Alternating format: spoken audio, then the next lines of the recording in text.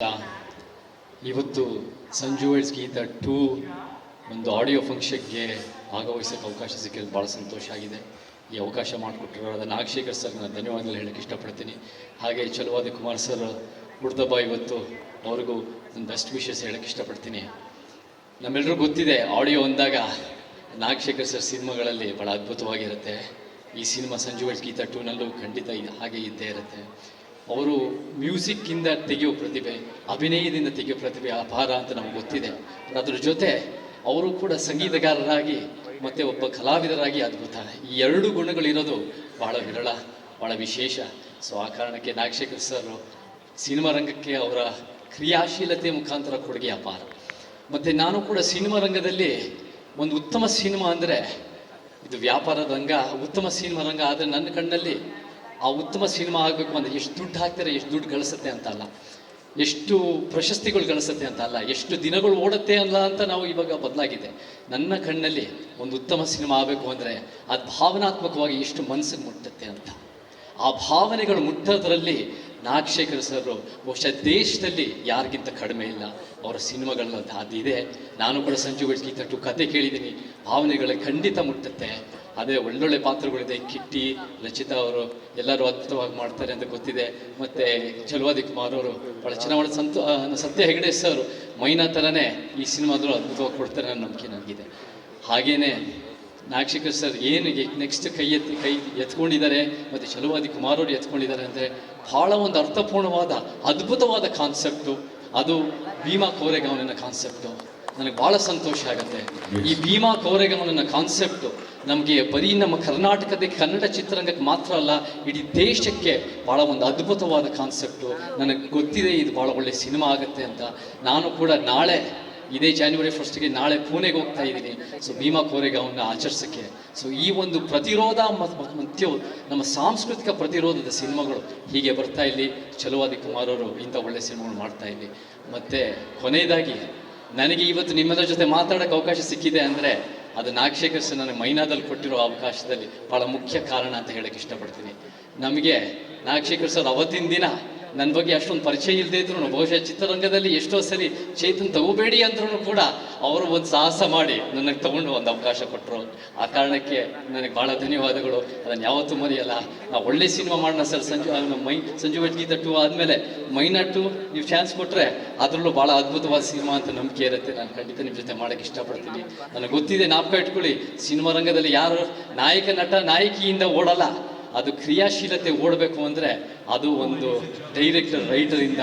So ಅಂಥ director writer Nagashekar sir ಇನ್ನು ಬೆಳೀತಾ ಇರಲಿ ಅಂತ ಹೇಳೋಕ್ಕೆ ಇಷ್ಟಪಡ್ತೀನಿ.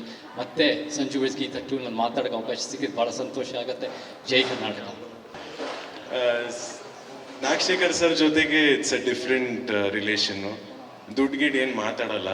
1 hour ಟೈಮ್ ಪಾಸ್ ಮಾಡ್ತೀವಿ. ಏನಾದರೂ ಇದ್ರೆ 5 business is only 2 minutes ಅಷ್ಟೇ. ಇಷ್ಟು ಬೇಕು, ಇಷ್ಟು ಕೊಡಿ, ಡನ್, ಮುಗಿಸಿ ಮುಂದೆ ಮಾಡೋಣ ಅಂತ. ಜಸ್ಟ್ 2 minutes ವರ್ಕ್ ಅಷ್ಟೇ. It's nothing more than 2 minutes business talk. ಅದಾದರೆ ಬಿಟ್ಟು ವಿಲ್ ಆಲ್ ಕೀಪ್ ಟಾಕಿಂಗ್ ಹೆಂಗಿದೆ industry, this that, all improvement ಮಾಡೋದು, ಹೆಂಗೆ ಮಾಡೋದು ಅಂತ. It's all that. ಸೊ ಆ ಥರ ರಿಲೇಷನ್ ಇದೆ ನಮ್ಮಿಬ್ಬರದು. ಆ್ಯಂಡ್ ನಮ್ಮಿಬ್ಬರದು ಅಂದರೆ Anand audio of course. So all the best sir. Thank you so much. Sanju weds Geetha ಒಂಥರಾನೇ ಇನ್ನೂ ಸಕ್ಸಸ್ ಆಗಲಿ ಅಂತ ವಿಲ್ ಬಿ ಹೋಪಿಂಗ್. ಆ್ಯಂಡ್ ನಮ್ಮ ಕಡೆಯಿಂದ ವಿ ವಿಲ್ ಹ್ಯಾವ್ 100 ಇಲ್ಲ 200 ಇಲ್ಲ 500% support. Thank you so much. Will make sure that we will reach this Sanju weds Geetha ಒಂಥರ ಲ್ಯಾಂಡ್ ಮಾರ್ಕನ್ನು ಇನ್ನೂ ಕ್ರಾಸ್ ಮಾಡಿ will try and make it bigger and bigger. Thank you so much. Thank you, sir. Anand brother, we are blessed with your words and it's a pleasure to have you here. Love you. ಈ cinema ಮತ್ತು ಈ ತಂಡ, ನಾನು ಆವಾಗಲೇ ಹೇಳ್ತಾ ಇದ್ದೆ,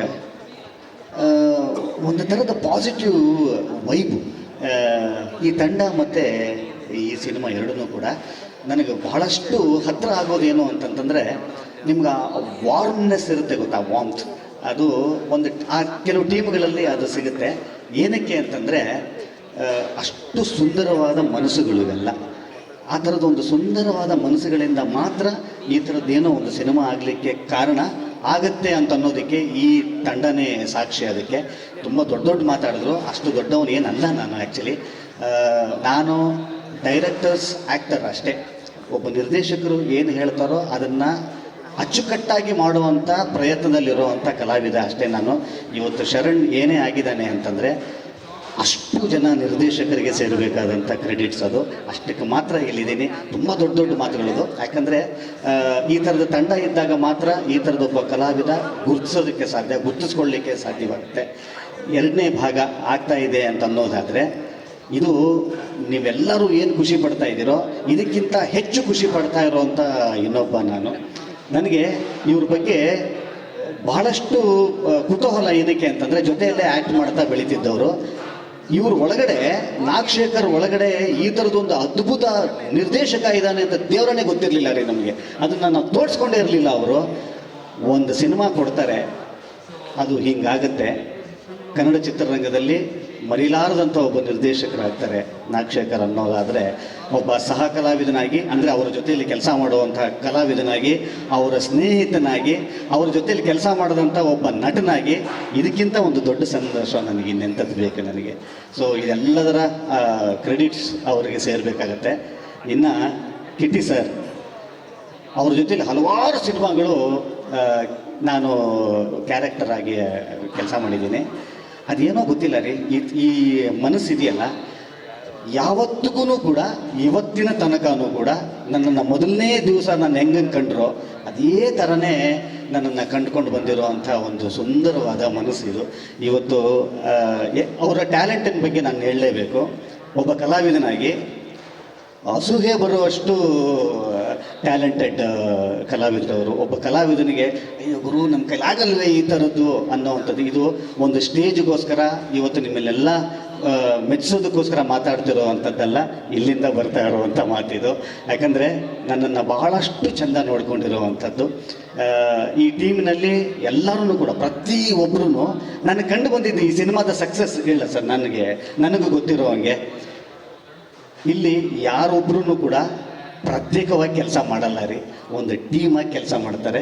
ಖಂಡಿತ ಯಾವಾಗ ಒಂದು ಟೀಮಾಗಿ ಕೆಲಸ ಮಾಡುವಂಥ ತಂಡ ಗೆದ್ದೇ ಗೆಲ್ಲುತ್ತೆ ಅನ್ನೋದಕ್ಕೆ ಸಂಜು ವೆಡ್ಸ್ ಗೀತಾನೇ ಕಾರಣ. ಅದಕ್ಕೆ ನಾನು ಇವ್ರದ್ದು ಕತೆ ಹೇಳೋ ಶೈಲಿ ಒಂಚೂರು ಹೇಳ್ತೀನಿ ನಾನು. ಯಾರು ನಾಗಶೇಖರ್ ಅವರು ಒಂದು ಟ್ಯೂನ್ ಹಾಡ್ತಾರೆ. ಫಸ್ಟು ಒಂದು ಟ್ಯೂನ್ ಹಾಡಿಬಿಟ್ಟು ಅಲ್ಲಿಂದ ಕತೆ ಹೇಳೋದಕ್ಕೆ ಶುರು ಮಾಡ್ತಾರೆ. ಏನಕ್ಕೆ ಅಂದರೆ ನಾಗಶೇಖರ್ ಮತ್ತು ಸಂಗೀತ ಇವೆರಡು ಬೇರೆ ಬೇರೆ ಅಲ್ಲ ಅಂತ ಅನ್ನೋವಂಥದ್ದು ನನಗೆ. ಈ ಸಲ ನಾಗಶೇಖರ್ ಅವರು ಮತ್ತು ಶ್ರೀಧರ್ ಸರ್ ಅವರು ಈ ಒಂದು ಹೊಸ ಕಾಂಬಿನೇಷನ್ ಸೇರಿದೆ. ಇನ್ನೂ ಒಂದು ದೊಡ್ಡ ಮ್ಯೂಸಿಕಲ್ ಫೀಸ್ಟ್ ಅಂತಂತಂದರೆ ತಪ್ಪಾಗಲ್ಲ. ನಾನು ಭಾಗ 1ರಲ್ಲಿ ಇವರ ಮಾವನಾಗಿದ್ದೆ ನಾನು, ಅಂದರೆ ತಾಯಿಯ ತಮ್ಮನಾಗಿ. ಕನ್ನಡದಲ್ಲಿ ಒಂದು ಗಾದೆ ಹೇಳ್ತಾರೆ, ತಾಯಿ ಸತ್ರು ಸೋದರ ಮಾವ ಇರಬೇಕು ಅಂತ. ಹಾಗಾಗಿ ಇವತ್ತು ನೋಡಿ, ಇವತ್ತು 2ನೇ ಭಾಗದಲ್ಲೂ ಕೂಡ ಅದರಲ್ಲಿ ಇಲ್ಲದೆ ಇರ್ಬೋದು, ಆದರೂ ಕೂಡ ನಾನು ಈ ಸಿನಿಮಾದ ಜೊತೆಯಲ್ಲೇ ಇದ್ದೀನಿ ಅಂತ ಅನ್ನೋದಕ್ಕೆ ಇದಕ್ಕಿಂತ ಒಂದು ದೊಡ್ಡ ಕಾಕತಾಳೀಯ ಏನೂ ಇಲ್ಲ. ಸಂಜು ವೆಡ್ಸ್ ಗೀತಾ ಭಾಗ 2 ಭಾಳಷ್ಟು ಚೆನ್ನಾಗಿ, ಭಾಳ ಒಂದೇ ಚಿಕ್ಕದಾಗಿ ಹೇಳಬೇಕು ಅಂದರೆ, ಇದು ನೀವು ಮಾಡ್ಕೊಂಡಿರುವಂಥದ್ದಲ್ಲ, ಆಗುವಂಥದ್ದು ಅನ್ನೋದಕ್ಕೆ ಸಂಜು ಮತ್ತು ಗೀತಾ ಮತ್ತೆ ಸೇರಬೇಕು ಅಂತ ಬರೆದಾಗಿದೆ ಆ ಬ್ರಹ್ಮನು. Thank you so much.